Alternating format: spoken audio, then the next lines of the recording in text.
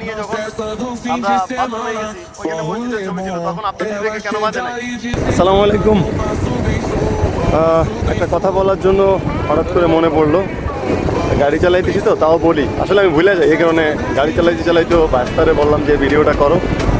কথাটা হইলো যে এই যে টাকায় মন্দিরের ছবি, এটা নিয়ে আপনারা এখন অনেকে অনেক মন্তব্য করতেছেন। এটাকে যখন মসজিদে টাকার ছবি ছিল তখন কেউ কিছু বলেন নাই, আর বলবেন বা কেন? আসলে আমরা তো ধর্ম বিশ্বাস করি শুধুমাত্র অন্ধবিশ্বাস। ধর্মের যে একটা রীতিনীতি আছে, রাসূলের যে একটা আদর্শ আছে, সেটা আমরা কখনো করি নাই, আসলে বুঝতে চাই নাই।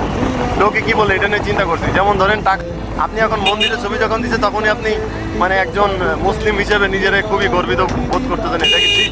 এটা আদৌ ঠিক না। আপনার মসজিদের ছবি, মন্দিরের ছবি কোনোটাই থাকবে না টাকায়। কেন থাকবে না? হিন্দু ভাই তার মন্দিরের ছবি নিয়ে তার বাথরুমে কীভাবে যায়, আর মুসলমানে আপনি আপনার বাথরুমে কীভাবে যান মসজিদের ছবি নিয়ে? আপনার লজ্জা করে না? আপনি বুঝতে চান না? আপনি MA পাস, ল পাস, এদিক সেদিক পাস, সারা বিশ্ব পাস করে আসলে আপনার কোনো লাভ হবে? কোনো লাভ হবে না। মরার পরে আপনি যদি কোনো কিছু জবাব দিতে না পারেন, উত্তর দিতে না পারেন, আপনি যদি ধর্মীয় জ্ঞান আপনার মধ্যে না থাকে, তাহলে আপনার এই পড়াশোনার কোনো দাম আছে? আপনার পড়াশোনা আমার কাছে আপনার পায়ের নিচে ফেলাই আমি